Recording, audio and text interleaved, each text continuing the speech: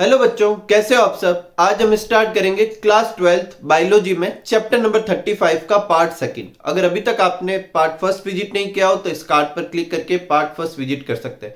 Part second में अपन इस chapter के जो रिमेनिंग टॉपिक है वो करने वाले हैं और स्टार्ट करते हैं किससे, डाई हाइब्रिड क्रॉस से। तो देखो, डाई हाइब्रिड क्रॉस क्या होता है? ऐसा क्रॉस जिसमें जो दो प्लांट चूज किए जाते हैं वो दो कॉन्ट्रास्टिंग कैरेक्टर में क्या करते हैं, डिफर करते हैं। अगर एक कॉन्ट्रास्टिंग कैरेक्टर में डिफर कर रहे थे तो वो कौन सा क्रॉस था? मोनोहाइब्रिड क्रॉस था। और यहां पर कौन सा होगा? दो में डिफर कर रहे हैं, इसलिए कौन सा होगा? डाई हाइब्रिड क्रॉस होगा। ऐसे भी समझ सकते हैं कि वो क्रॉस जिसमें दो कैरेक्टर की इनहेरिटेंस को स्टडी किया जाता है उसे भी अपन क्या कह सकते हैं? डाई हाइब्रिड क्रॉस कह सकते हैं। और कैसे करवाते हैं ये डाई हाइब्रिड क्रॉस? सबसे पहले दो प्योर प्लांट चूज करने।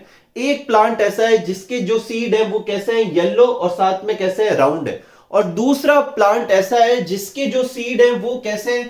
ग्रीन और साथ में क्या है? रिंकल्ड है। ठीक है, ग्रीन होने के साथ में कैसे है? रिंकल्ड सीड है उसके। और इन दोनों के बीच में क्या कराना है? क्रॉस पॉलिनेशन करवाना है। F1 जनरेशन हमेशा अपन ऐसे ही ऑब्टेन करते हैं। और उससे जो प्लांट मिला था तो देखा कि वो कैसा था? येलो और राउंड था। ठीक है, उसके बाद क्या करेंगे? जो F1 जनरेशन आई है उसमें अपन क्या होने देंगे? सेल्फ पॉलिनेशन होने देंगे। और सेल्फ पॉलिनेशन से जो अपने F2 जनरेशन आई उसमें 4 टाइप के प्लांट्स आएंगे। और इन 4 टाइप के प्लांट में दो तो ऐसे होंगे जिनमें पेरेंटल कैरेक्टर थे। पेरेंटल कैरेक्टर बोले तो अपन ने स्टार्ट कहां से किया था? एक प्लांट लिया था येलो राउंड और एक क्या लिया था? ग्रीन और रिंकल्ड। तो उन 4 प्लांट में से एक तो कैसा होगा? येलो राउंड होगा और एक कैसा होगा? ग्रीन और रिंकल। यहां तक तो ठीक था, ऐसा तो अपन ने मोनोहाइब्रिड में भी देखा था। लेकिन दो एडिशनल कैरेक्टर वाले प्लांट भी मिलेंगे, बोले तो दो नए कॉम्बिनेशन भी मिलेंगे जिसमें येलो जो है वो किसके साथ में? रिंकल के साथ में येलो रिंकल। और जो राउंड है वो किसके साथ में? ग्रीन के साथ में राउंड ग्रीन। तो 4 तरह के प्लांट क्या होते हैं? ऑब्टेन होते हैं किसके अंदर? इस डाई हाइब्रिड क्रॉस में। और ये जो सेकंड जनरेशन में था कि पेरेंटल के साथ में न्यू कॉम्बिनेशन बन रहा था, ये कुछ अलग था।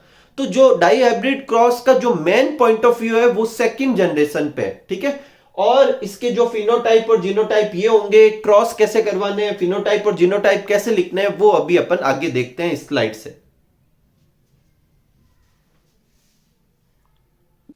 देखो, क्रॉस देखते हैं कि डाई हाइब्रिड का क्रॉस कैसे बनाना है। तो अपन को दो चीजें लेनी है। एक प्लांट लेना है जो कि कैसा हो? येलो, और उसमें जो सीड है वो येलो कलर के हो और साथ में कैसे होने चाहिए? राउंड। ठीक है, और जो दूसरा प्लांट अपन को लेना है वो कैसा लेना है? जिसके सीड जो है वो कैसे कलर के हैं? ग्रीन कलर के, और साथ में वो कैसे हैं? रिंकल्ड है। ठीक है, कोई तकलीफ नहीं इसमें। और फिर इससे मेंडल ने क्या की थी? F1 जनरेशन ऑब्टेन की थी और F1 जनरेशन में क्या मिला उसे? येलो और राउंड मिला। क्या मिला? येलो और राउंड प्लांट्स मिले। मतलब ऐसे प्लांट मिले जिसके सीड कैसे थे? येलो और राउंड। और ये तो होना ही था, मतलब मोनोहाइब्रिड में भी देखा था कि येलो और ग्रीन दोनों में से एक कलर आ गया, राउंड और रिंकल में से भी एक आ गया। तो ये ऑब्जर्वेशन तो कैसी थी? लॉ ऑफ डोमिनेंस के हिसाब से थी, तो कुछ नई नहीं थी। इसके बाद उन्होंने क्या किया? सेकंड जनरेशन भी बनाई और सेकंड जनरेशन में कुछ अलग मिला। एक तो उन्हें 4 टाइप के प्लांट मिले, जबकि एक तो था येलो राउंड, एक कौन सा था? ग्रीन और रिंकल्ड। ठीक है, और ये दो जो थे ये तो पेरेंटल कॉम्बिनेशन थे, मतलब पेरेंट्स में भी यही कैरेक्टर थे और ये आगे। जब अपन ने मोनो हाइब्रिड क्रॉस किया था तो टॉल और ड्राफ लिया था। F1 जनरेशन में सिर्फ टॉल आता है, F2 जनरेशन में टॉल और ड्राफ वापस आ जाते हैं। लेकिन यहां पर इन दो के अलावा और भी कॉम्बिनेशन देखने को मिले, और वो क्या क्या थे? येलो के साथ में ग्रीन भी था, सॉरी येलो के साथ रिंकल भी था, और एक और कौन से देखने को मिले? एक लास्ट अपन यहाँ नीचे लिख लेते हैं। एक कॉम्बिनेशन और देखने को मिला जो ग्रीन था सीड और साथ में कैसा था? राउंड। ठीक है, तो ये कुछ अलग था। अब इसका क्रॉस बनाते हैं। ठीक है, ये F2 जनरेशन है और ये कौन सी है? F1 generation. अब देखो क्रॉस कैसे बनाएंगे। तो क्रॉस बनाते समय अपन क्या करेंगे? पहले मैं आपको ये रफ कर देता हूं, अगर आपको ये नोट करना हो तो पॉज करके आप नोट कर सकते हैं। ठीक है, तो जब अपन को क्रॉस बनाना है तो क्रॉस कैसे बनाएंगे? येलो और राउंड जो प्लांट है उनको अपन शो करने के लिए क्या करेंगे? कैपिटल वाई, और राउंड के लिए कैपिटल आर। जो दूसरा वाला है उसके लिए अपन क्या करेंगे? Small Y, small R. पहले अपन गैमेट बनाएंगे। तो देखो इसमें वाई कितने तरीके के हैं, वाई सिर्फ एक ही तरीके का है, कैपिटल वाई, ठीक है। और आर भी देख लेते हैं, आर भी एक ही तरीके का है, कैपिटल आर। तो जो गैमेट बनेगा वो capital Y capital R type का। इसमें देखते हैं वाई कितने तरीके का है, एक ही तरीके का है, स्मॉल वाई। और आर भी कितने तरीके का है, एक ही तरीके का है, स्मॉल आर। तो इसमें भी गैमेट एक ही बनेगा, ठीक है। फिर इन दोनों को अपन फ्यूज करवा के कौन सी जनरेशन बना लेंगे, F1 जनरेशन बना लेंगे। कौन सी जनरेशन बना लेंगे, F1 जनरेशन। और F1 जनरेशन क्या होगी, पहले वाई वाले लिखेंगे, वाई में भी कैपिटल होने पे पहले कैपिटल फिर स्मॉल और फिर आर वाले लिख देंगे, ठीक है। ये अपने, और ये कैसे थे, कैपिटल वाई डोमिनेंट होता है, इसका मतलब ये कैसा होगा, येलो होगा। दूसरा वाला स्मॉल वाई को वो मतलब एक्सप्रेस नहीं होने देगा। और कैपिटल आर जो है वो डोमिनेंट है तो उसकी वजह से राउंड होगा। स्मॉल आर का जो आउटपुट है, जो रिंकल, वो एक्सप्रेस हो नहीं पाएगा। और ये F1 जनरेशन में होना था, ये अपन ने मोनो हाइब्रिड क्रॉस में भी देखा। फिर अपन क्या करते हैं, डाई हाइब्रिड क्रॉस में आगे की तरफ बढ़ते हैं और क्या करते हैं, F2 जनरेशन ऑब्टेन करते हैं। F2 जनरेशन ऑब्टेन करने के लिए अपन को क्या करना पड़ेगा, F1 जनरेशन में ही कौन सा पॉलिनेशन करने देते हैं अपन, सेल्फ पॉलिनेशन। इसका क्या मतलब है कि यही मेल की तरह बिहेव करेगा और यही प्लांट किसकी तरह बिहेव करेगा, फीमेल की तरह, बोले तो सेल्फ पॉलिनेशन होगा। अब इसके गैमेट बनाने, तो देखो गैमेट कैसे बनाते हैं, पहले ये देखना है कि वाई कितने तरीके के, तो वाई दो तरीके के, एक कैपिटल वाई और एक कौन सा, स्मॉल वाई। फिर उसके आगे ही आर कितने तरीके के वो बना देना है, तो एक कैपिटल आर और एक स्मॉल आर। ऐसे कैसे, इसमें भी एक कैपिटल आर और एक स्मॉल आर। इसे कहते हैं फॉर्क लाइन मेथड, ठीक है, गैमेट बनाने के। तो एक गैमेट बन जाएगा कैपिटल वाई कैपिटल आर, एक गैमेट बन जाएगा कैपिटल वाई स्मॉल आर, एक गैमेट बन जाएगा स्मॉल वाई कैपिटल आर, और एक बन जाएगा स्मॉल वाई स्मॉल आर। ठीक ये कि ये गैमेट इसमें भी बनेंगे, ठीक है, सेम के सेम, क्योंकि ये भी ऐसा का ऐसा ही है। और ये अपने गैमेट बन गए। अभी तक अपन ने, ये तो अपने थी P1 बोले तो पेरेंट्स फर्स्ट, ये अपने G1 बोले तो गैमेट, ये F1 जनरेशन हो गई थी, ये अपने हो गए P2, ठीक है, सेकंड जनरेशन। अब अपन क्या बना लेते हैं, F2 जनरेशन ऑब्टेन करते हैं। F2 जनरेशन ऑब्टेन करने के लिए क्या करेंगे, ये सारे जो गैमेट है वो यहाँ पे लिख दिए, ये वाले सारे जो गैमेट है वो यहाँ पे लिख दिए, और अपन ने चेकर बोर्ड बना दिया। इसमें कितने गैमेट थे, 4, इसमें कितने थे, 4, तो 4 × 4 तो 16 का एक चेकर बोर्ड बना दिया, ठीक है। अब इसमें अपन फिल कर लेंगे। कैसे फिल करेंगे, देखो इस तरफ क्या है कैपिटल वाई, इस तरफ क्या है कैपिटल वाई। पहले तो सिर्फ वाई वाई वाले देखेंगे, तो कैसा आ रहा है, कैपिटल वाई कैपिटल वाई। उसके बाद आर देखेंगे, यहाँ कैपिटल है, यहाँ पे भी कैपिटल है, तो अपन क्या करेंगे, आर लगाएंगे, capital R capital R.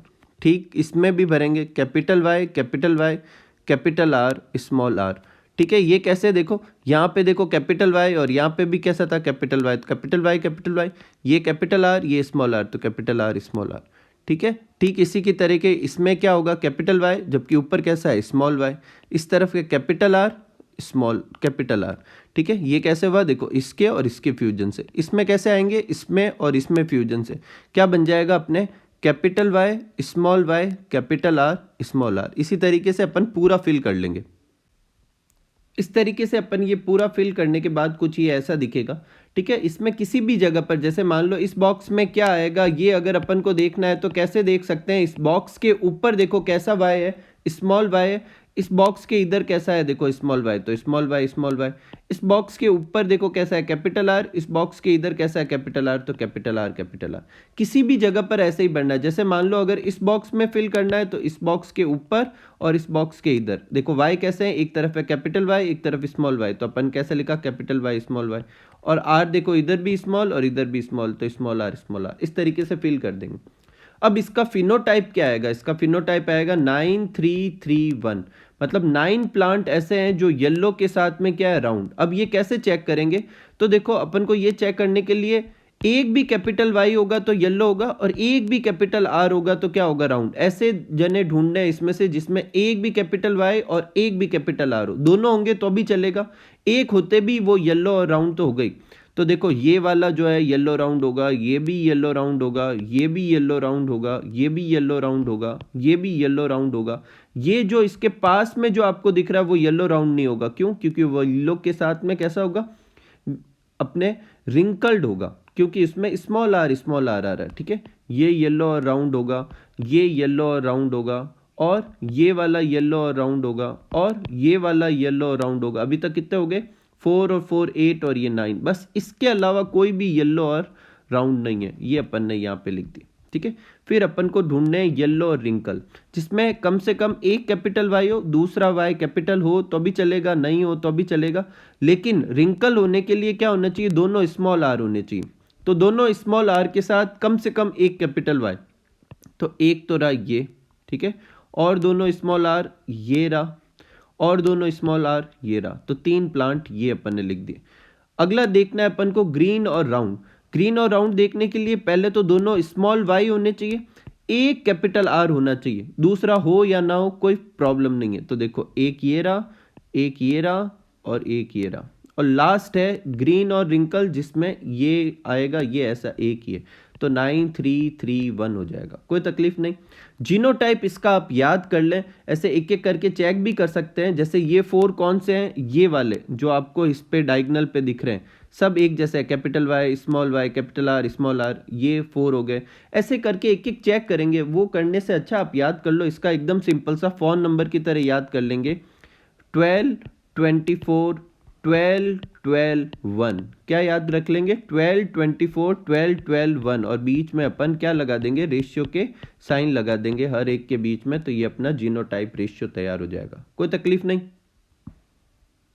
Next आगे बढ़ते हैं अपन, और जो ये अपने डाई हाइब्रिड क्रॉस था, इसके ऊपर जो लॉ बेस्ड है वो देखते हैं, और वो है लॉ ऑफ इंडिपेंडेंट असॉर्टमेंट। जो सबसे पहली चीज नोटिस करने की वो ये है कि ये जो लॉ है या इसके जो रिजल्ट है वो सिर्फ तभी ऑब्जर्व होते हैं जब अपन या तो अपन क्या कराए? डाई या पॉली हाइब्रिड क्रॉस करवाए। बोले तो 2 करेक्टर की इनहेरिटेंस को स्टडी करें, या 3 या 4 या 5 ऐसे करेक्टर की इनहेरिटेंस की स्टडी करें, तब ये ऑब्जर्व होता है। मोनो हाइब्रिड क्रॉस में ये ऑब्जर्व नहीं होता। ये आपको सबसे पहले लिख लेना, मैंने यहां लिखा, आप सबसे पहले लिख लेना। अब ये है क्या, उसको समझने के लिए अपन इसको और मोनो हाइब्रिड क्रॉस को थोड़ा वापस रिकॉल करते। देखो मोनो हाइब्रिड क्रॉस अगर मैं करवाता, मान लो मैं येलो के साथ में अगर किसका क्रॉस करवाता, मैं ग्रीन ये कैरेक्टर का मैं क्रॉस करवाता, ठीक है, तो F1 जनरेशन में दोनों में से एक आता जो कि क्या होता है? येलो।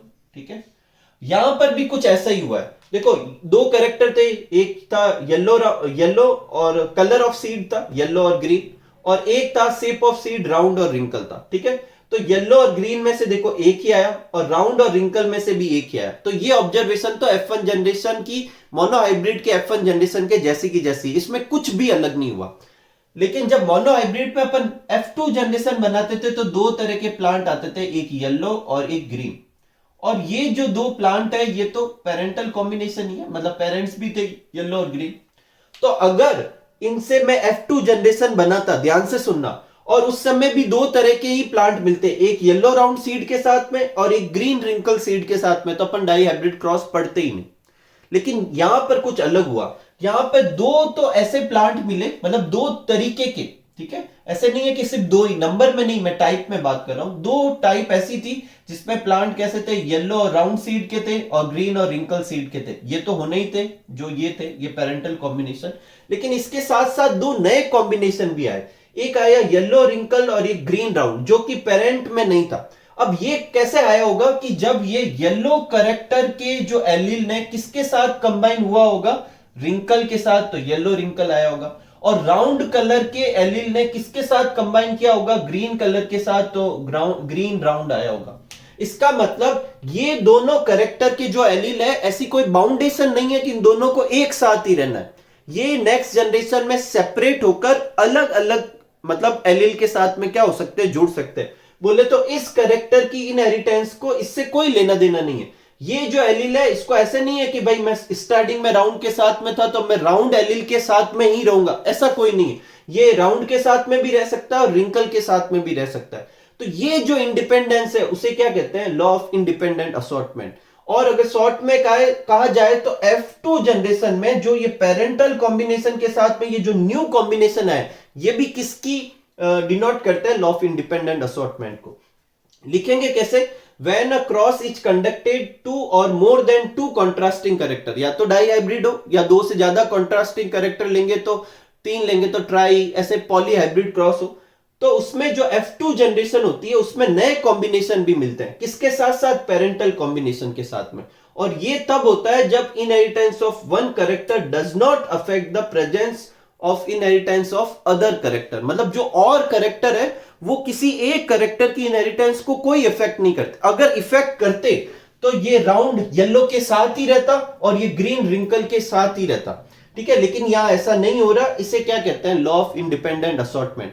अगर ये दोनों साथ में रहे तो ये इस लॉ ऑफ इंडिपेंडेंट असॉर्टमेंट का एक एक्सेप्शन बन सकता है, जिसे कहेंगे लिंकेज, जो अपन अगले चैप्टर में स्टडी करेंगे। तो ये अपना था, एक ही लॉ है, किसके ऊपर, डाइहाइब्रिड क्रॉस के ऊपर। अब देखो ये अलग था इसलिए अपन को डाइहाइब्रिड क्रॉस समझाया जा रहा है। पॉलीहाइब्रिड क्रॉस में ऐसा कुछ भी नया नहीं आया, जो ये रिजल्ट आते हैं मोनो और डाई से वो ही मिल रहे हैं, इसलिए अपन को ट्राई, टेट्रा, ये हाइब्रिड क्रॉस नहीं पढ़ाए जा रहे, ठीक है। तो ये आप नोट कर लीजिए, फिर अपन नेक्स्ट टॉपिक करते हैं। नेक्स्ट लेते हैं सिग्निफिकेंस ऑफ मेंडलिज्म। तो देखो इसमें ये लिखना है कि मेंडल के एक्सपेरिमेंट के क्या क्या जो है बेनिफिट्स है। तो सबसे पहले मेंडल का जो एक्सपेरिमेंट था उसके बेसिस पे अपन ने डोमिनेंट और रिसेसिव करेक्टर क्या कर सकते हैं, डिसाइड कर सकते हैं। मतलब किसी भी ऑर्गेनिज्म के कोई भी करेक्टर में अगर कॉन्ट्रास्टिंग फीचर्स है, दो अपोजिट फीचर है, तो उसमें अपन डिसाइड कर सकते हैं कि कौन सा डोमिनेंट होगा, कौन सा रिसेसिव। ये अपन उससे F1 जनरेशन प्रोड्यूस करके चेक कर सकते हैं, ठीक है। जो F1 में प्रोड्यूस होगा वो डोमिनेंट, जो एक्सप्रेस नहीं कर पाएगा वो रिसेसिव। सेकंड, कॉन्ट्रास्टिंग जो अपने क्रॉसिंग मेथड जो थे उससे अपन गुड करेक्टर को क्या कर सकते हैं, फाइंड कर सकते हैं, और उसे दूसरी वैरायटी के साथ क्या कर सकते हैं, मिक्स भी कर सकते हैं। मतलब दो अलग अलग गुड करेक्टर को मिक्स भी कर सकते हैं। सपोज करो कि एक कोई क्रॉप है जिसमें फ्लावर बहुत बड़े बड़े लगते हैं और सुंदर से लगते हैं, लेकिन फ्लावर लगते कम है, और दूसरी ऐसी क्रॉप है जिसमें फ्लावर लगने की फ्रिक्वेंसी ज़्यादा है। तो अपन दोनों को फ्यूज करवा कर नई क्रॉप प्रोड्यूस कर सकते हैं जिसमें फ्लावर बड़े भी लगे और साथ में उसकी फ्रिक्वेंसी भी ज़्यादा हो, ठीक है। तो इस तरीके से अपन अलग अलग गुड कैरेक्टर को मिक्स भी कर सकते हैं। नेक्स्ट है हाई क्वालिटी ब्रीड भी ऑब्टेन कर सकते हैं और फिर उसे मेंटेन भी कर सकते हैं। मेंटेन करने के लिए क्या करेंगे, उसमें सिर्फ और सिर्फ क्या करेंगे, अपन उसके जैसे ही प्लांट को क्या करने देंगे, क्रॉस करने देंगे। तो नेक्स्ट जनरेशन वैसी की वैसी ही बनी रहेगी और प्योर लाइन अपन बना सकते हैं। जैसे मान लो एक प्लांट है टॉल, तो उसका क्रॉस अपन सिर्फ टॉल से ही होने देंगे, तो इससे क्या होगा, नेक्स्ट जनरेशन भी टॉल ही होगी, तो चांसेज बने रहेंगे, ठीक है। तो हाई क्वालिटी ब्रीड ऑब्टेन भी कर सकते हैं, मेंटेन भी कर सकते हैं। जीन का कंसेप्ट जो था वो लॉ ऑफ सेग्रीगेशन से पता चलता है, तो ये भी मेंडलिज्म के क्या है, सिग्निफिकेंस है। एक हार्मफुल और लेथल जीन, ऐसी जीन जो हार्मफुल हो, वो जो होती है अक्सर रिसेसिव होती है, तो ये अपने आप को एक्सप्रेस नहीं कर पाती, किसकी प्रेजेंस में, डोमिनेंट जीन की प्रेजेंस में। और ये अपन को कहाँ से पता चलता है, ये भी मेंडल्स के लॉ से पता चलता है। एक बायो की एक ब्रांच है जिसे यूजेनिक्स कहते हैं, जिसमें ह्यूमन रेस को इंप्रूव किया जाता है, और वो पूरी की पूरी किस पे बेस्ड है, मेंडलिज्म पे बेस्ड है। एक और चीज, डिजीज रेजिस्टेंट और high yielding variety of crop, ये भी अपन किससे ऑब्टेन कर सकते हैं, मेंडलिज्म से ऑब्टेन कर सकते हैं, ठीक है। नेक्स्ट लेते हैं reason of Mendel success. Mendel के सक्सेस होने का कारण क्या था, मतलब मेंडल फर्स्ट पर्सन थे जिन्होंने क्या किया था, जेनेटिक्स पे वर्क किया था और उन्होंने बहुत अच्छे रिजल्ट भी दिए। तो इतना सक्सेसफुल होने का कारण क्या था, तो मेंडल ने पी प्लांट के 7 कैरेक्टर चूज तो किए थे, लेकिन एक टाइम पे सिर्फ एक ही कैरेक्टर की इनहेरिटेंस की। अब आप में से कुछ लोग सोचे होंगे कि डाई हाइब्रिड में तो 2 कैरेक्टर लिए, लेकिन पहले उन्होंने हर 7 कॉन्ट्रास्टिंग कैरेक्टर के लिए मेंडल ने कौन सा एक्सपेरिमेंट किया था, मोनो हाइब्रिड वाला एक्सपेरिमेंट किया था। तो एक टाइम पे वो सिर्फ एक ही कैरेक्टर की इनहेरिटेंस करते थे, और ये अच्छी चीज थी। अपन को आम जिंदगी में भी कहा जाता है एक टाइम पे एक ही चीज पे क्या करना चाहिए, फोकस करना चाहिए। नेक्स्ट है second, Mendel use the plant of only completely pure character. मतलब जब वो एक्सपेरिमेंट स्टार्ट करते थे तो वो जो भी कैरेक्टर लेते थे वो प्योर लाइन से लेते थे, ठीक है। ये भी एक अच्छी चीज थी जिससे रिजल्ट अच्छे आए। मेंडल ने जितने भी एक्सपेरिमेंट किए उन सब के डेटा को क्या किया, मेंटेन भी किया, रिकॉर्ड भी रखा, और उसे एनालिसिस भी अच्छे से किया था। नेक्स्ट है उनका जो एक्सपेरिमेंट करने के लिए जो पी प्लांट का सिलेक्शन था वो एकदम बेस्ट था, ठीक है। आप पहले भी पढ़ चुके हैं कि पी प्लांट को ही क्यों चूज किया, और वो उनके एक्सपेरिमेंट के हिसाब से सुटेबल भी था। एक देखो आपको और चीज समझाता हूं, अपने पहले इस चैप्टर में कुछ एक्सेप्शन भी थे मेंडलिज्म के, जो इस बार सिलेबस से कट हो गए। मैं ऊपर ऊपर से आपको समझा देता हूं। पहला लॉ ऑफ डोमिनेंस क्या था, अगर दो कॉन्ट्रास्टिंग कैरेक्टर के बीच में क्रॉस करवाया जाए तो सिर्फ एक ही कैरेक्टर नेक्स्ट जनरेशन में आता है, इसको कहते हैं डोमिनेंस।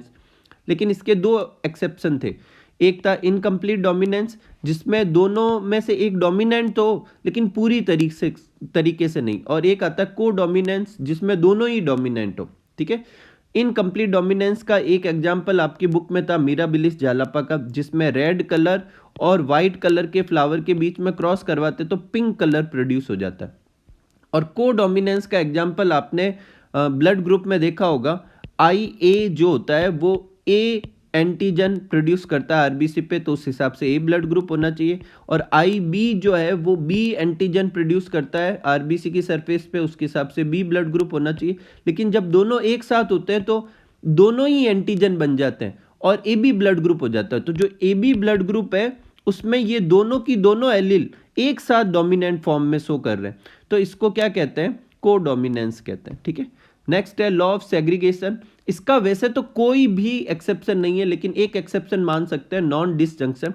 इसमें क्या होता है कि जब आप आगे पढ़ोगे कि जैसे 46 क्रोमोसोम होते हैं ह्यूमन में, तो जब गैमिट बनते हैं तो कैसे बनने चाहिए, 23 एक तरफ और 23 एक तरफ, पर कभी कभी ऐसा नहीं होता।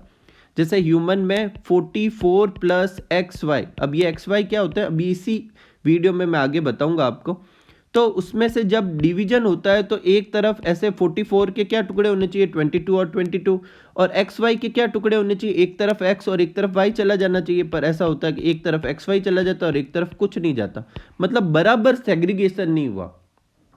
नेक्स्ट है लॉ ऑफ इंडिपेंडेंट असॉर्टमेंट का एक एक्सेप्शन है जिसे कहते हैं लिंकेज, ये आपको अगले चैप्टर में पढ़ना है। और भी कुछ एक्सेप्शन दे रखे थे, जैसे मल्टीपल एलील, अपन को ऐसे करवाया जाता है कि एक कैरेक्टर के लिए एक जीन के दो एलील होते हैं। जैसे टॉल के लिए अपन ने एक लिया था कैपिटल T, एक स्मॉल t, लेकिन कभी कभी कुछ केस में दो से ज़्यादा भी होते हैं। जैसे ब्लड ग्रुप के केस में अपने कितने टाइप के एलील होते हैं, तीन तरह के, एक होता है कैपिटल IA, एक होता है कैपिटल IB, और एक क्या होता है स्मॉल i। एक होता है पैलियोट्रॉपी, ये क्या कहलाएगा, जो अभी बताया था वो मल्टीपल एलील। पैलियोट्रॉपी का क्या मतलब है, जनरली एक जीन जो होती है वो एक ही कैरेक्टर को क्या करती है, हैंडल करती है। अगर एक जीन एक से ज्यादा कैरेक्टर को हैंडल करे तो उसे पैलियोट्रॉपी कहते हैं। जैसे एक सिकल सेल एनीमिया करके डिजीज होती है जो अगले चैप्टर में रीड करने को मिलेगी। ये जो जीन होती है वो सिकल सेल एनीमिया तो करवाती है, साथ में मलेरिया के टूवर्ड्स में रेजिस्टेंस भी देती है, तो दो कैरेक्टर हैंडल कर रही है, इसको कहते हैं पैलियोट्रॉपी। एक होता है पॉलीजीन इनहेरिटेंस, इसमें क्या होता है कि एक से ज्यादा जीन मिलकर एक ही कैरेक्टर को करती। इन दोनों में फर्क है, देखो इसमें एक जीन थी और एक से ज्यादा कैरेक्टर थे, और इसमें एक से ज्यादा जीन है और कैरेक्टर सिर्फ एक को ही हैंडल कर रहे हैं, और एक थी लेथल जीन। ये सब कुछ एक्सेप्शन थे जो इस बार सिलेबस से कट हो चुके हैं। ठीक है, नेक्स्ट आगे बढ़ते हैं और लेते हैं बैक क्रॉस। तो देखो बैक क्रॉस की डेफिनेशन में या टर्म में ये जो बैक है इसका क्या मतलब है, इसको समझते हैं। जब अपन मोनोहाइब्रिड क्रॉस करवाते हैं, जैसे अपन ने एक क्रॉस करवाया था किस किस के बीच में, कैपिटल T और स्मॉल t के बीच में क्रॉस करवाया था। तो ये जो पेरेंट है ये कैसा है, होमोजाइगस है, दोनों एलील सेम है, और साथ में कैसा है, डोमिनेंट। और ये वाला जो कैसा है, होमोजाइगस क्या है, रिसेसिव। इन दोनों के बीच में क्रॉस करवाने से अपने जो जनरेशन आई थी कैपिटल T स्मॉल t, ये एक हेट्रोजाइगस थी और ये क्या था, F1 जनरेशन थी। अगर मैं इसका क्रॉस पीछे वाली जनरेशन से करूं, पीछे वाली जनरेशन बोले तो पेरेंट जनरेशन के साथ करूं, तो उसे बैक क्रॉस कहेंगे। अगर F1 जनरेशन का क्रॉस पीछे जनरेशन बोले तो पेरेंट जनरेशन के साथ में करवाएं तो इसको क्या कहेंगे, बैक क्रॉस कहेंगे। तो cross between F1 generation and either of parent, इन दोनों में से कोई भी पेरेंट ले सकते हैं। अब कोई भी पेरेंट ले सकते हैं, इसका मतलब बैक क्रॉस दो तरीके से करवाया जा सकता है, और यही वजह है कि बैक क्रॉस दो टाइप के भी होते हैं। एक तो F1 जनरेशन का क्रॉस अपन इस वाले पेरेंट के साथ बोले तो होमोजाइगस डोमिनेंट पेरेंट के साथ करवा सकते हैं, या फिर F1 जनरेशन का क्रॉस अपन होमोजाइगस रिसेसिव पेरेंट के साथ में करवा सकते हैं। तो अगर अपन F1 जनरेशन का क्रॉस चाहे तो होमोजाइगस डोमिनेंट के साथ कराए या होमोजाइगस रिसेसिव के साथ कराए, ये दोनों बैक ही कहलाएंगे, लेकिन बैक दो तरह के हो जाएंगे। जब होमोजाइगस डोमिनेंट के साथ करवाएंगे तो उसे कहेंगे आउट क्रॉस, और जब होमोजाइगस रिसेसिव के साथ कराएंगे तो उसे क्या कहेंगे अपन, टेस्ट क्रॉस। तो इसका मतलब बैक क्रॉस दो तरह के होते हैं, आउट क्रॉस और टेस्ट क्रॉस। ठीक है, सबसे पहले अपन देखते हैं आउट क्रॉस क्या होता है। तो cross between F1 generation and homozygous dominant parent, मतलब अगर ये वाला ही लू तो कैपिटल टी स्मॉल टी का क्रॉस किसके साथ कराना है, कैपिटल टी के साथ करवाना है। इस टाइप का जो बैक क्रॉस होगा उसे क्या कहेंगे, आउट क्रॉस। देखते हैं, देखो ये F1 जनरेशन थी, कैपिटल टी स्मॉल टी, और इसका क्रॉस किसके साथ करा रहे हैं, होमोजाइगस डोमिनेंट पेरेंट के साथ। इसमें कितने तरह के अपन को अल्फाबेट या एलील दिख रहे हैं, दो तरीके के, तो दो गैमेट बना दिए। इसमें कितने तरीके के दिख रहा है, एक ही तरीके का, तो एक बना दिया। अब चेकर बोर्ड कैसे बनाते हैं, इधर दो गैमेट है, इधर एक गैमेट है, तो 2 into 1 कितने होते हैं, 2, तो दो बॉक्स बना दिए। ये इधर लिख दिया, ये अपन ने इधर लिख दिया। इस बॉक्स में क्या आएगा, ऊपर देखो कैपिटल टी, इस तरफ कैपिटल टी, तो कैपिटल टी। इधर ऊपर देखो स्मॉल टी और इधर कैपिटल टी, तो कैपिटल टी स्मॉल टी। अगर मैं फिनोटाइप देखूं तो ये कैसा होगा, टॉल होगा, क्योंकि दोनों एलील कैपिटल टी है। ये कैसा होगा, ये भी टॉल होगा, क्योंकि कैपिटल टी इस वाले को एक्सप्रेस होने देगा नहीं। तो फिनोटाइप देखे तो सारे के सारे टॉल है, बोले तो सारे डोमिनेंट कैरेक्टर है। रिसेसिव कैरेक्टर गायब हो गया, उसको आउट कर दिया गया, यही वजह इसको क्या कहते हैं, आउट क्रॉस भी कहते हैं। ठीक है, जीनोटाइप देखो तो दो तरह के जीनोटाइप है, कैपिटल टी और कैपिटल टी स्मॉल टी, और उसका अगर रेशियो देखो तो 1:1 आएगा। फिनोटाइप का रेशियो तो कुछ आ ही नहीं सकता, क्योंकि सारे एक ही तरह के सारे के सारे टॉल है, 100% टॉल लिख सकते हैं। तो ये जो था ये क्या कहलाता है, आउट क्रॉस कहलाता है। एक और करना है अपन को बैक क्रॉस, कौन सा, टेस्ट क्रॉस वाला। पहले आप ये नोट कर ले, फिर अपन उसको भी करते हैं। नेक्स्ट लेते हैं अपन टेस्ट क्रॉस। अगर टेस्ट क्रॉस की बात की जाए तो वो क्रॉस जो F1 जनरेशन और होमोजाइगस रिसेसिव पेरेंट के बीच में करवाया जाए, उसे उस टाइप के बैक क्रॉस को क्या कहेंगे, टेस्ट क्रॉस। इसमें किस किस के साथ क्रॉस करवाया जाएगा, F1 जनरेशन, और साथ में क्या ली जाएगी, होमोजाइगस रिसेसिव पेरेंट लिया जाएगा, मतलब दोनों एलील रिसेसिव वाले होंगे। देखो इससे कितने तरह के गैमेट बनेंगे, दो तरीके के। इससे कितने तरीके का बनेगा, एक तरीके का। अगेन 2 into 1, तो दो का बॉक्स बना दिया, ये दोनों एलील यहां लिख दिए, ये वाला यहां लिख दिया। तो क्या बन गया, इन दोनों के कॉम्बिनेशन से क्या बन जाएगा, कैपिटल टी स्मॉल टी, और इसके कॉम्बिनेशन से क्या बन जाएगा, स्मॉल टी। ठीक है, अब अगर मैं फिनोटाइप देखूं तो ये कैसा होगा, बाहर से दिखने पर टॉल दिखेगा, क्योंकि एक कैपिटल है। ये ड्राफ होगा क्योंकि दोनों स्मॉल, तो टॉल और ड्राफ क्या हो जाएंगे, फिनोटाइप, और उनका रेशियो क्या आ रहा है, 1:1 आ रहा है।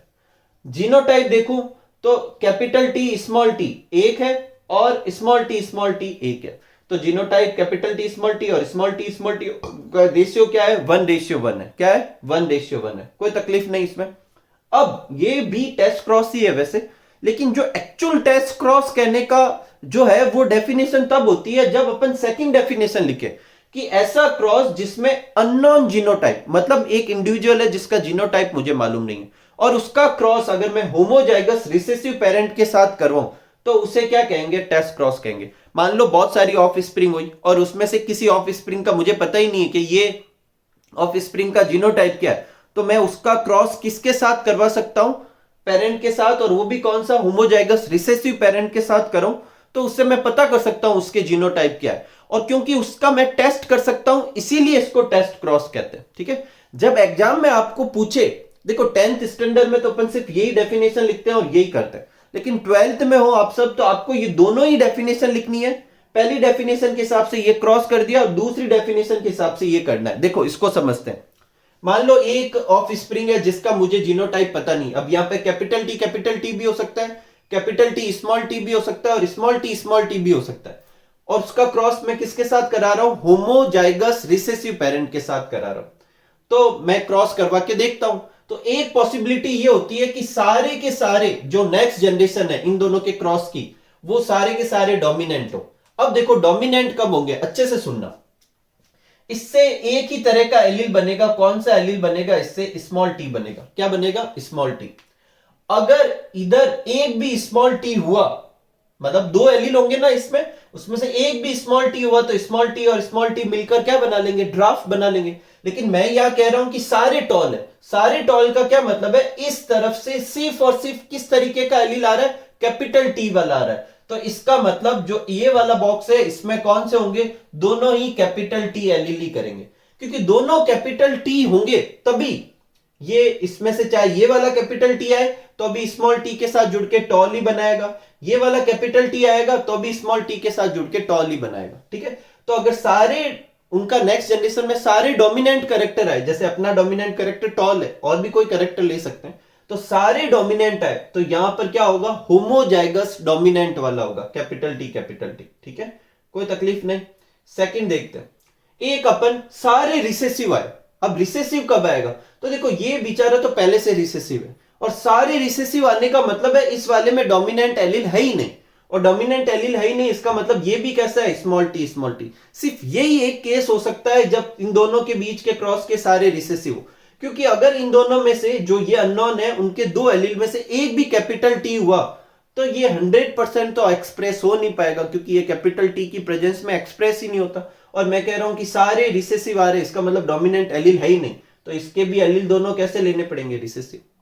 अगर मान लो 50% टॉल आए 50% ड्राफ आए, तो इसका मतलब एक एलील तो कैपिटल टी है, और जब ये कैपिटल टी इस स्मॉल टी के साथ जुड़ा होगा तो डोमिनेंट आया होगा, और एक रिसेसिव वाला भी है, ताकि जब वो रिसेसिव वाले के साथ जुड़ा होगा तो रिसेसिव आया होगा। तो 50-50 आए तो या एक कैपिटल और एक स्मॉल।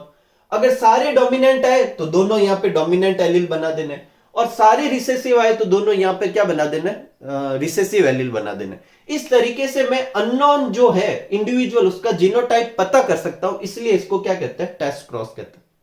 एक और चीज, ये अपन मोनोहाइब्रिड का क्रॉस करवा रहे हैं टेस्ट क्रॉस में, इसलिए इसका जीनोटाइप क्या आ रहा है, 1:1 आ रहा है। अगर डाई हाइब्रिड होता तो 1:1:1:1 आता, क्योंकि अपन ने देखा है डाई हाइब्रिड क्रॉस जब करवाते हैं तो F2 जनरेशन में 4 तरह के प्लांट थे, उन चारों प्लांट का रेशियो क्या आएगा, 1:1:1 आएगा। ठीक है, तो ये आप नोट कर लीजिए, फिर अपन आगे बढ़ते हैं।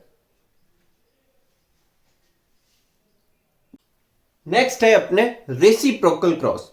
रेसिप्रोकल क्रॉस बेसिकली क्या होता है, ये आइडेंटिफाई करने के लिए किया जाता है कि जो क्रॉस अपन ने करवाया, जो करेक्टर की इनहेरिटेंस करवाई है, वो क्या जेंडर पे डिफरेंशिएट करेगी, जेंडर पे डिपेंडेंट होगी या नहीं होगी, मतलब मेल कौन सा लेते हैं करेक्टर, फीमेल कौन सा लेते हैं, इस पे डिपेंड करेगा या नहीं करेगा, ये चेक करने के लिए अपन रेसिप्रोकल क्रॉस करवाते हैं। और ये क्रॉस कैसे करवाते हैं कि दो एक्सपेरिमेंट करते हैं। एक एक्सपेरिमेंट में मान लो एक जो ए था उसको मेल लिया और बी को क्या लिया, फीमेल। तो दूसरा एक्सपेरिमेंट में ए को फीमेल लेना और बी को क्या लेना है, मेल। तो ये दोनों क्रॉस जो होंगे वो आपस में रेसिप्रोकल क्रॉस कहलाएंगे। कैसे, जैसे मान लो एक बार मैंने क्रॉस करवाया, उस समय कैपिटल टी जो था वो मैंने मेल लिया, और स्मॉल टी मैंने क्या लिया, फीमेल। तो रेसिप्रोकल क्या होगा, कैपिटल टी मैं फीमेल ले लूं और स्मॉल टी मैं क्या ले लूं, मेल ले लूं। आप में से कुछ को नहीं पता है तो ये जो नीचे सिंबल दे रखे हैं ये मेल और फीमेल के, ये मेल के लिए लिखा जाता है और ये फीमेल के लिए। तो reciprocal cross basically gender flip करवा के क्रॉस करवाने। ठीक है, नेक्स्ट है अपना लास्ट टॉपिक है सेक्स डिटर्मिनेशन। देखो सेक्स डिटर्मिनेशन का मतलब है कि जो ऑफ स्प्रिंग बनेगी उसका जेंडर कैसे आइडेंटिफाई करेंगे कि वो मेल होगा या फीमेल, ये क्या कहलाता है, सेक्स डिटर्मिनेशन कहलाता है। अलग अलग ऑर्गेनिज्म में ये जो जेंडर डिटर्मिनेशन है वो अलग अलग तरीके से होता है। कुछ में क्रोमोसोम के हिसाब से होता है, कुछ में एनवायरमेंट के हिसाब से होता है, और कुछ में जो ये है जेनेटिक बैलेंस मैकेनिज्म से होता है। देखो जो क्रोमोसोमल होता है उसमें क्रोमोसोम देखकर पता कर सकते हैं कि ये मेल है या फीमेल। जो एनवायरमेंटल है उसमें एनवायरमेंट डिसाइड करती है, मतलब आसपास का एनवायरमेंट कैसा है, मेल पास में है या फीमेल पास में है, उनके नंबर ज्यादा है, ये ऐसे रेप्टाइल्स वगैरह में देखने को मिलते हैं। तो वो एनवायरमेंटल क्या कहलाता है, जेनेटिक या सेक्स डिटर्मिनेशन कहलाता है। और एक होता है जेनेटिक बैलेंस मैकेनिज्म, जिसमें जो नेक्स्ट जनरेशन है उसमें जो क्रोमोसोम के एलील होंगे उनका रेशियो निकाला जाता है, और रेशियो से पता किया जाता है कि मेल होगा या फीमेल। ये दोनों अपने सिलेबस में नहीं है, अपन को सिर्फ ह्यूमन का करना है, और उसमें कौन सा होता है, क्रोमोसोमल मेथड होता है। ठीक है, वैसे कोई अगर टाइम मिलेगा तो ये दोनों भी करवाएंगे, ये भी बहुत इंटरेस्टिंग टॉपिक है। तो अपन को ह्यूमन का देखना है, तो ह्यूमन में जो सेक्स डिटर्मिनेशन होता है वो कौन सा होता है, क्रोमोसोमल टाइप का होता है। तो क्रोमोसोमल टाइप का होता है, तो पहले अपन देखते हैं कि क्रोमोसोम होते कितने तरह के, नंबर नहीं, कितने टाइप के होते हैं। तो दो तरह के क्रोमोसोम होते हैं। एक क्रोमोसोम होते हैं जिनको कहते हैं सेक्स क्रोमोसोम, जो जेंडर डिटर्मिनेशन में पार्टिसिपेट करते हैं, इनको एलोसोम भी कहते हैं और इन्हें हेट्रोसोम भी कहते हैं। दूसरे जो होंगे ग्रुप ऑफ क्रोमोसोम होंगे जो अपने सोमेटिक फीचर डिसाइड करते हैं, आंख का कलर कैसा है, नाक कैसी होगी, स्किन का टोन कैसा होगा, हाइट कैसी होगी, वो जो कैरेक्टर डिसाइड करने वाले हैं वो सोमेटिक क्रोमोसोम कहलाते हैं। उन्हें ऑटोसोम भी कहते हैं, उन्हें होमोसोम भी कहते हैं। अभी अपन आगे एलोसोम और ऑटोसोम वर्ड यूज करेंगे। एलोसोम को ये दोनों भी कहते हैं और ऑटोसोम को ये दो नाम और भी है, ये याद रखें आपको। ठीक है, तो ऑटोसोम और एलोसोम की डेफिनेशन है, एलोसोम वो होंगे type of chromosome which determine sex और जेंडर, और ऑटोसोम वो होंगे type of chromosome which control feature except gender determination, gender determination के अलावा जो भी फीचर दिखे वो सब। अब ह्यूमन के अंदर 46 क्रोमोसोम होते हैं, लेकिन वो 46 के 46 यूनिक टाइप के नहीं है। आधे क्रोमोसोम मदर की साइड से आते हैं और वही क्रोमोसोम किसके साइड से आते हैं, फादर की तरफ से आते हैं। तो एक्चुअल में अपन में 23 पेयर ऑफ क्रोमोसोम है, 23 पेयर है, इसलिए अपन को ऐसे लिखते हैं 2n इक्वल टू 46, तो n इक्वल टू कितना हो जाएगा 23। सपोज करो जैसे मान लो मेरे में एक क्रोमोसोम है जिसकी एक पोजीशन जो है वो मेरे में आइरिस का कलर डिसाइड करती है, तो मेरे में एक और क्रोमोसोम वैसा होगा जिसमें उसी पोजीशन पे जो जीन होगी वो मेरा आइरिस का कलर डिसाइड करेगी। मतलब एक पर्टिकुलर चीज के लिए मेरे पास दो दो जीन और दो दो क्रोमोसोम हो गए, एक फादर की तरफ से आया और एक मदर की तरफ से आया। इसका मतलब 46 यूनिक टाइप के नहीं है। अगर 46 यूनिक टाइप के होते तो मैं ऐसा कहता कि अपन हैप्लॉइड है, n इक्वल टू 46, लेकिन अपन तो डिप्लॉइड है, दो सेट है अपने पास, तो 23 पेयर होते हैं, 46 क्रोमोसोम होते हैं। इन 46 में से 44 क्रोमोसोम या 22 पेयर जिनको ऑटोसोम कहेंगे वो क्या करेंगे, सोमेटिक फीचर डिसाइड करेंगे। दो क्रोमोसोम एक पेयर ऐसा होगा जो अपना सेक्स या जेंडर डिसाइड करता है, जिसको क्या कहते हैं, एलोसोम। ये एक्स और वाई में से कोई भी इन दो का कोई भी कॉम्बिनेशन हो सकता है जिसमें दो जना है, एक्स एक्स हो सकता है, एक्स वाई हो सकता है और वाई वाई हो सकता है। सॉरी वाई वाई तो हो नहीं सकता, एक्स एक्स हो सकता है और एक्स वाई हो सकता है। अगर 44 प्लस एक्स एक्स हो तो उससे फीमेल, और अगर 44 के साथ एक्स वाई हो तो मेल। देखो ये 44 तो ये हो गया, ये 45 और ये 46, ये 44, ये 45 और 46, तो ये 44 तो सोमेटिक जिनको ऑटोसोम बोला। ये जो रिमेनिंग दो है ये क्या शो करेंगे, मेल होगा या फीमेल, इसलिए इनको वो क्या कह रहे हैं अपन, सेक्स क्रोमोसोम कहते हैं। ठीक है, ये दोनों अगर सेम है एक्स एक्स टाइप के तो वो फीमेल हो जाएगी, और ये एक्स वाई टाइप के तो क्या हो जाएगा, मेल हो जाएगा। अब इनका नेक्स्ट जनरेशन में कैसे डिटर्मिनेशन होता है वो अभी अपन क्रॉस से देखते हैं, पहले आप ये नोट कर लीजिए। तो देखो ह्यूमन में अपन जेंडर डिटर्मिनेशन देखते हैं। ये सपोज करो मेल है जो अपने फादर कहलाएगा, उसके क्रोमोसोम क्या होंगे 44 तो ऑटोसोम, और जो सेक्स क्रोमोसोम है उसका पेयर क्या होगा, एक्स वाई होगा। ठीक है, और मदर जो होंगे उसकी 44 प्लस एक्स एक्स होगा। इससे कितने तरह के गैमेट बनेंगे, दो तरीके के। 44 को डिवाइड कर दो 22 22, और एक्स वाई को एक तरफ एक्स और एक तरफ वाई, तो दो तरह के गैमेट बनेंगे। और मेल में गैमेट क्या होते हैं, स्पर्म। तो ये अपन ऐसे कह सकते हैं दो तरह के स्पर्म होते हैं। एक स्पर्म ऐसा होता है जिसका जो कॉन्फ़िगरेशन है वो 22 प्लस एक्स है, और एक जो है वो 22 प्लस वाई। 22 प्लस एक्स वाले को गायनोस्पर्म कहते हैं, क्योंकि ये जो है नेक्स्ट जनरेशन में अगर ये ओवम के साथ कंबाइन करेगा तो फीमेल बनाएगा, इसलिए इसको गायनोस्पर्म कहते हैं। और 22 प्लस वाई वाला स्पर्म अगर ओवम के साथ फ्यूज होगा तो मेल चाइल्ड होगा या बेबी बॉय होगा, तो वो अपना एंड्रोस्पर्म कहलाएगा। फीमेल जो होती है वो एक ही तरह का ओवम बनाती है 22 प्लस एक्स। इसका मतलब फीमेल जो होती है वो हमेशा एक ही तरह के गैमेट बनाती है। तो जेंडर डिटर्मिनेशन में देखे तो वैसे फीमेल का कुछ खास रोल नहीं है, वो चाहे मेल बन रहा है या फीमेल बन रहा है, दोनों ही केस में ओवम तो 22 प्लस एक्स ही था। अब अगर स्पर्म 22 प्लस वाई वाला आता है तो ये दोनों जुड़ के एक्स क्या बन जाएंगे, एक्स वाई बन जाएगा और बॉय हो जाएगा। और अगर स्पर्म जो है 22 प्लस एक्स वाला आता है तो ये और ये फ्यूज होकर 22 और 22 44, और एक्स और एक्स मिलके एक्स एक्स, तो गर्ल चाइल्ड हो जाएगा। ठीक है, इसका मतलब फीमेल के गैमेट ने तो पार्टिसिपेट ही नहीं किया, ऐसा देखा जाए तो, कि वो डिसाइड नहीं कर रहा कि मेल होगा या फीमेल। मेल और फीमेल का डिसीजन जो है वो किस पे बेस्ड हो रहा है कि स्पर्म कौन सा आ रहा है। ठीक है, इस वाले का जब रेशियो निकाले अपन गर्ल और बॉय का तो 1:1 आ रहा है। तो इस चार्ट से कुछ चीजें एक्सप्लेन होती है जो अपन को समझने की बहुत जरूरत है, चाहे वो अपने बायोलॉजी के पॉइंट ऑफ व्यू से देखे, चाहे अपने सोसाइटी के पॉइंट ऑफ व्यू से देखे। हाँ आप सही सुन रहे हैं, सोसाइटी के पॉइंट ऑफ व्यू से। देखो बायोलॉजी के पॉइंट ऑफ व्यू से कुछ पॉइंट देखते हैं। पहला तो एक तो इक्वल चांसेज है बॉय और गर्ल होने की। ठीक है, तो एक बड़ी पॉपुलेशन पे देखा जाए, एक घर में ऐसा हो सकता है कि किसी के 3 लड़कियां हो, 3 लड़के हो, या ऊपर नीचे हो, लेकिन एक बड़ी पॉपुलेशन में देखा जाए तो लड़कों और लड़कियों का रेशियो जो है वो बराबर आना चाहिए। और इसी से ही पता चलता है कि किसी एक जगह पर फीमेल फर्टिसाइड बोले तो लड़कियों के जो एम्ब्रियो होते हैं वो गिराए जा रहे हैं या नहीं गिराए जा रहे।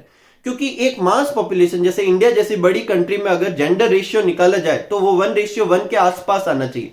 आप जब जनगणना होती है, जब पॉपुलेशन काउंटिंग होती है, तो 1000 मेल पे फीमेल के नंबर निकाले जाते हैं, तो वो ऑलमोस्ट 1000 के आसपास ही होनी चाहिए, 999 या 1001 ऐसा कुछ होना चाहिए। लेकिन अगर वो कम आ रहा है, इसका मतलब यहां पर क्या हो रहा है, फीमेल फर्टिसाइड हो रहा है। ठीक है, तो एक चीज तो ये।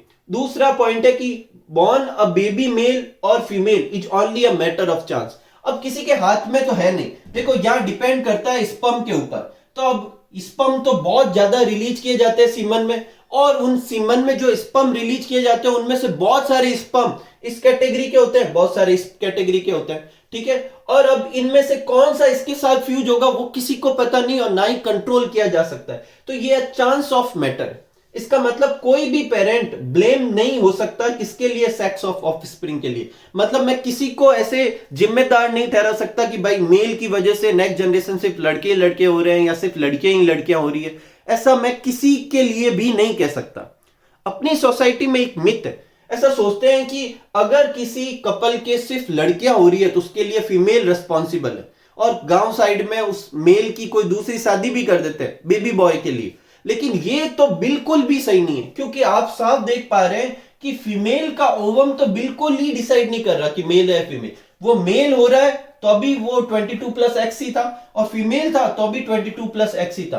क्योंकि जो डिवाइड कर रहा है वो स्पर्म, डिसाइड कर रहा है वो कौन कर रहा है, स्पर्म डिसाइड कर रहा है। ठीक है, तो अगर ब्लेम होना चाहिए तो मेल पे होना चाहिए, वैसे तो किसी पे भी नहीं होना चाहिए, लेकिन अगर फिर भी देखा जाए तो मेल स्पर्म डिसाइड कर रहे हैं, फीमेल तो बेचारी कुछ कर ही नहीं रही। तो ये कुछ चीजें हैं जो एजुकेशन से अपन को साथ ही साथ में सीखने को भी मिलती है। ठीक है, इसके साथ अपने आज का जो ये टॉपिक है वो भी एंड होता है, और इस चैप्टर में से कुछ टॉपिक कट भी हो गए। ठीक है, तो अगले चैप्टर में मिलते हैं जो कि अपने चैप्टर नंबर 36। तब तक आप इसे अच्छे से नोट कीजिए, इस पे खूब सारा हार्डवर्क कीजिए और अच्छे से लर्न कीजिए। तो मिलते हैं अगले चैप्टर के वीडियो में, तब तक खूब खुश रहिए, खूब मस्त रहिए। Thank you for watching.